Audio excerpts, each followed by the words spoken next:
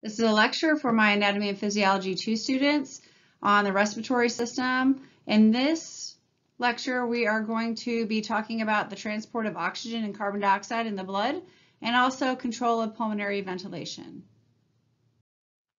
All right, so first off, transport of oxygen in the blood. There are two major ways that oxygen is transported in the blood, and the first way is bound to hemoglobin. So about 98.5% of the oxygen transported in your blood is transported bound to hemoglobin, that molecule. So hemoglobin is found in red blood cells, right? Red blood cells are just chock full of hemoglobin. And if we just look at that molecule, hemoglobin, there are two major parts. There's the heme portion and then the globin portion. The heme portion of the hemoglobin molecule contains iron, and it is the iron portion of the heme that binds to the oxygen. So if you look at the very top picture, what that's showing you is the hemoglobin molecule, and the little discs are representing the iron, and then you see the oxygen binding to the iron. So 4 oxygen can bind to that hemoglobin, one hemoglobin molecule. The abbreviation for hemoglobin is a capital H and lowercase b. Now, sometimes when you talk about oxygen binding to hemoglobin or oxygen in your blood, you'll hear this term saturation. So saturation refers to the amount of oxygen bound to the hemoglobin, and it's usually reported in percentages. So if you see 100%, so 100% saturation would mean that hemoglobin is carrying the max amount of oxygen. When the blood leaves the lungs and they've just picked up oxygen, what is typical is about 95 to 99% saturation. Now we have certain terms. So while the hemoglobin is holding oxygen, while the oxygen is bound to the hemoglobin. So think of that blood leaving the lungs. We refer to it as oxyhemoglobin.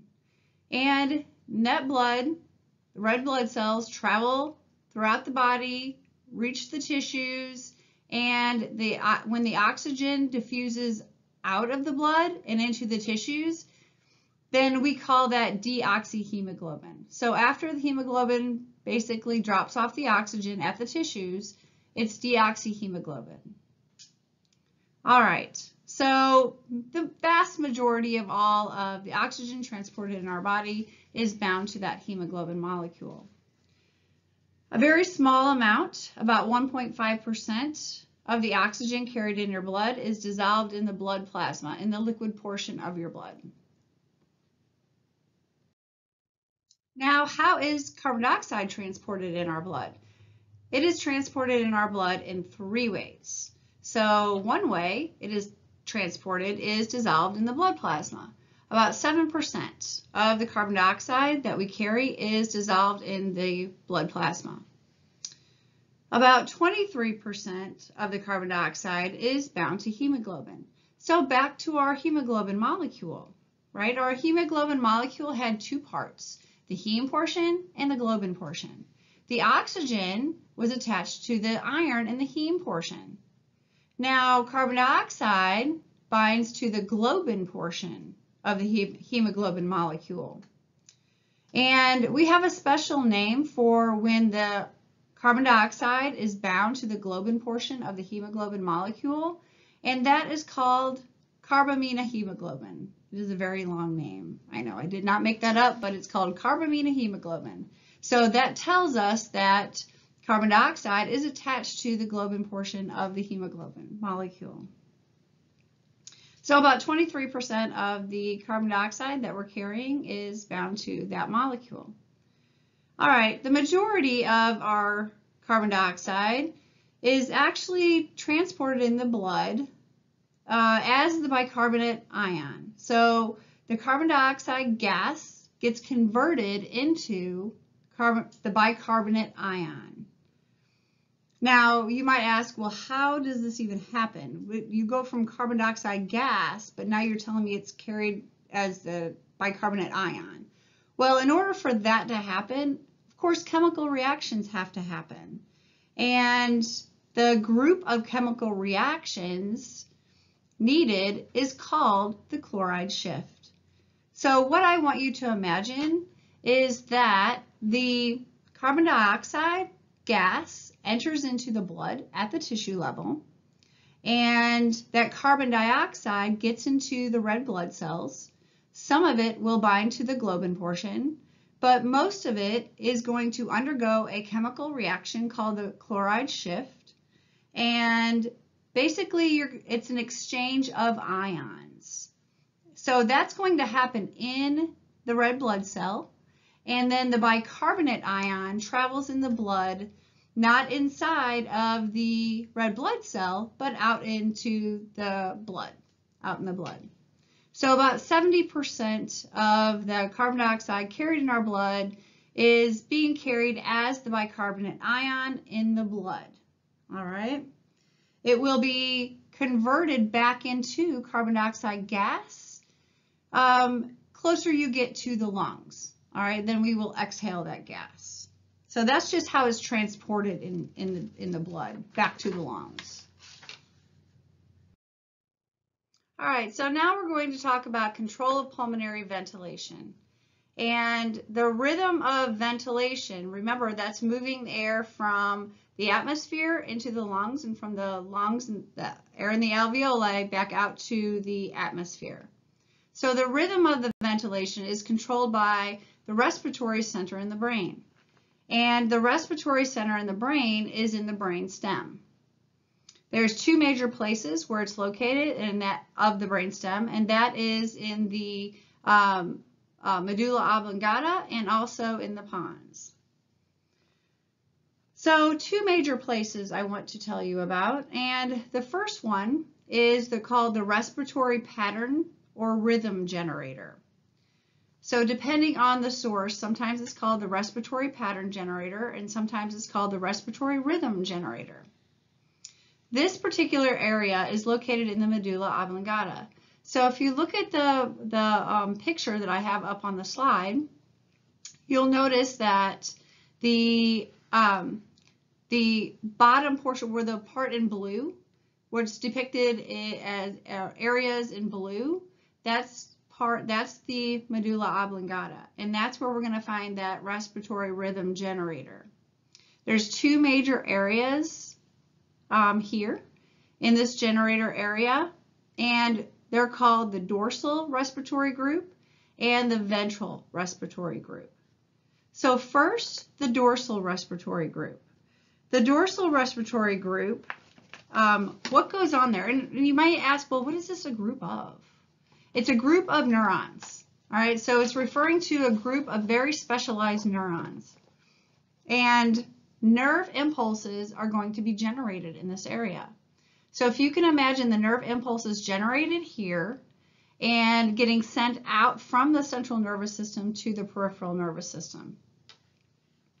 So neurons here in the dorsal respiratory group, they will generate nerve impulses and establish the basic respiratory rhythm for our body. And these nerve impulses are going to be generated about every 2 seconds. They're going to be generated every 2 seconds and then be sent along nerves to the diaphragm and also the external intercostals. When those neurons stimulate those muscles, it's going to get those muscles to contract. So about every 2 minutes, nerve impulses sent to the diaphragm and external intercostals, those muscles contract. And what happens when those muscles contract? When those muscles contract, the diaphragm pulls on the lungs, makes them longer, and the external intercostals are going to pull, make the lungs wider, right? So we're making it taller and making it wider. And so what that's going to do is going to allow us to inhale, right? We're changing the volume therefore dropping the pressure and allowing for the air to go in. All right, so about every 2 minutes, those impulses are being sent. We can say that the dorsal respiratory group, those very important neurons, sets the eupnea. It's E-U-P-N-E-A, and it is pronounced eupnea. Eupnea is the normal respiratory rhythm. Okay, so that is our normal respiratory rhythm. It's called the eupnea. So the dorsal respiratory group of the respiratory pattern or rhythm generator generates the eupnea, or normal respiratory rhythm. All right, the other blue area on the picture is the ventral respiratory group. The ventral respiratory group is really only active in forced expiration or forced exhalation. It is inactive during quiet. So let's see what it does.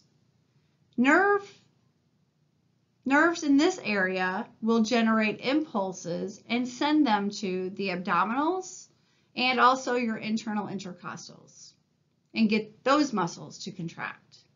So when our abdominals and internal intercostals contract, that's going to help with forced expiration. So in forced expiration is when we're going to blow all of our air out, right? When we're blowing all of that air out.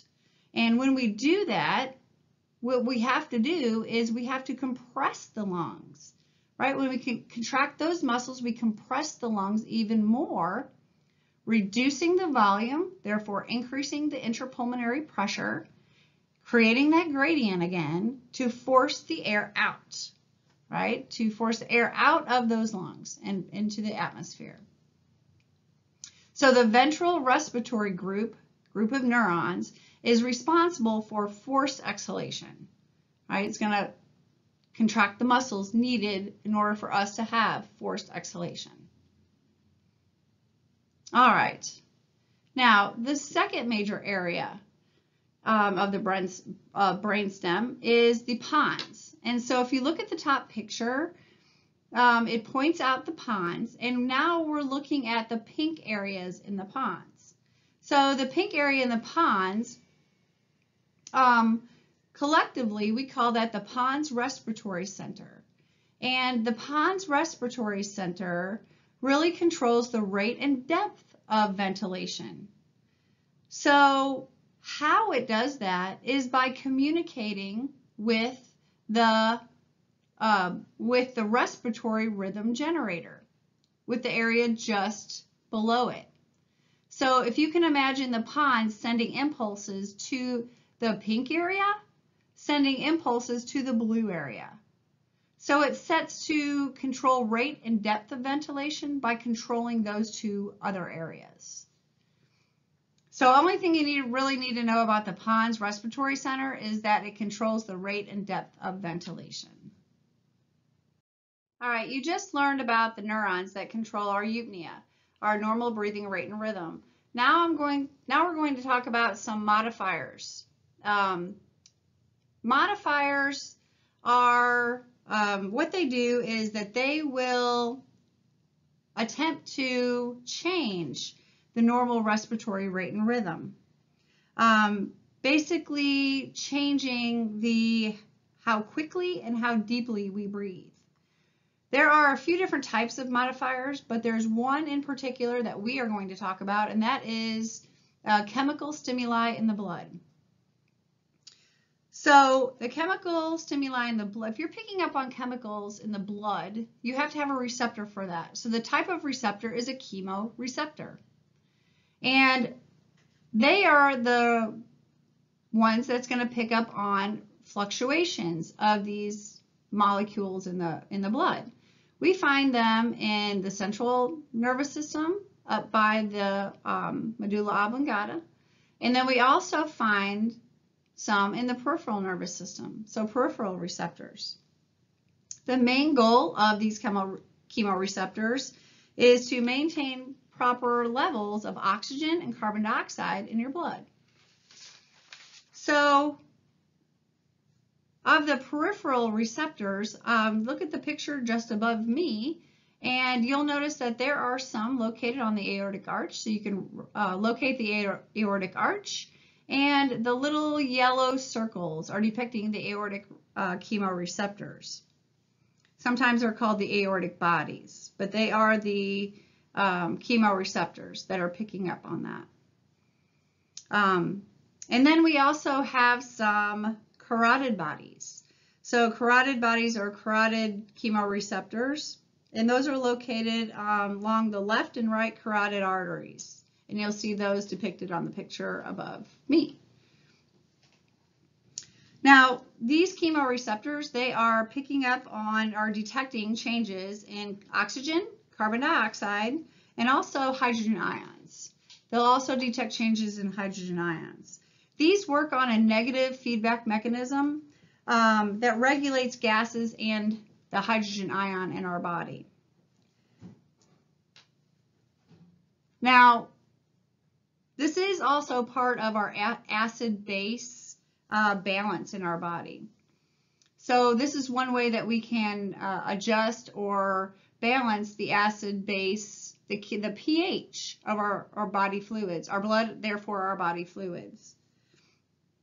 So our lungs, our respiratory system, play a role in regulating our pH of the body fluids.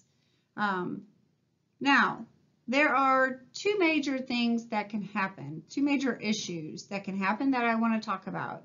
The first one is respiratory acidosis. So in respiratory acidosis, this occurs when the lungs cannot remove enough carbon dioxide. There's a term for respiratory acidosis for too much carbon dioxide in the blood, and that's called hypercapnia. So hyper meaning above level, the capnia part means carbon dioxide. So you have too much carbon dioxide in the blood, and that can send your blood into into acidosis. So too much acid in the blood. All right, so if you have too much carbon dioxide in the blood, it can result in respiratory acidosis. The pH of the blood going too low. All right, respiratory alkalosis. Respiratory alkalosis is caused from hypocapnia, hypo meaning below. So below the level of carbon dioxide. And this is when you have too low carbon dioxide in the blood. That can result in respiratory alkalosis, which would mean that the blood pH is going to go too high of numbers in the blood pH. So let's think about this. Let's think about what would cause our body, well, what would cause us to go into or have respiratory acidosis? What would cause us to have too high of carbon dioxide in the blood?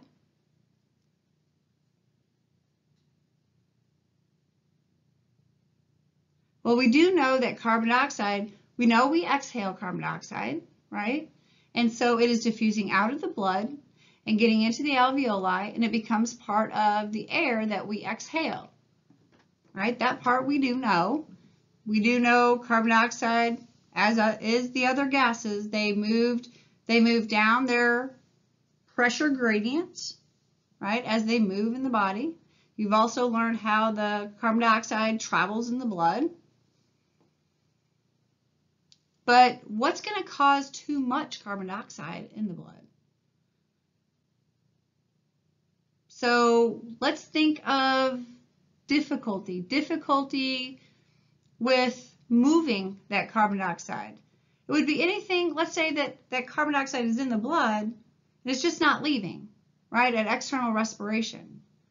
So if we're not creating enough of a gradient in external respiration in order for the gases to leave the blood and get into the alveoli, that would change the amount of carbon dioxide in the blood. It's going to increase the amount of carbon dioxide in the blood because not enough carbon dioxide is leaving. So situations that might cause that to happen would be like obstructions in the lungs. So any type of obstruction in the lungs, the emphysema like we talked about in class, any type of improper lung function is going to cause too much carbon dioxide to be in there. So if we can't make that gradient happen by the sheer force of changing the volume of the lungs, therefore changing the pressure, therefore creating the gradient, we have to have that gradient in order to move the carbon dioxide out of the blood and into the lungs so we can exhale it. Anything that's going to impede that is going to increase the amount of carbon dioxide in the blood, therefore cause respiratory acidosis. Okay, respiratory alkalosis. Alkalosis means we have too low carbon dioxide, and you think, well, that really shouldn't be a problem to have too low of carbon dioxide. Isn't that, carbon dioxide is that byproduct? It's a waste product from metabolism created in the cells and the tissues. But we have to get rid of it. But wouldn't it be a good idea just to get rid of as much as we can? But it really isn't, because carbon dioxide plays a role in balancing out the pH of our blood. Don't forget that. So if carbon dioxide does drop below level, then it is going to change the pH level of our blood. And it will make it more alkaline. That's why we say alkalosis. So let's just imagine that we were hyperventilating. If we were hyperventilating, right, we would be doing it really fast. And when we do that, we're blowing off more carbon dioxide than what is normal. If that continues for a long period of time, what happens is we're not retaining as much carbon dioxide. Therefore, it will create hypocapnia, and therefore respiratory alkalosis. So it can adjust that blood pH, therefore body fluid pH, by how quickly that you breathe, right? But if your lungs are functioning properly, right? Your lungs are functioning properly, you're able to move the air in and out of your lungs, you're able to ventilate, therefore respiration is able to occur, then the pH of your blood will get regulated just fine. Okay, it's a negative feedback mechanism. There is a negative feedback mechanism at work in order to return that blood pH back to its normal level. So you can thank your lungs for that. All right, so that's as far as that I wanted to go into the respiratory system. So as of this slide right here, this is the end of the respiratory system for A&P2 for the semester.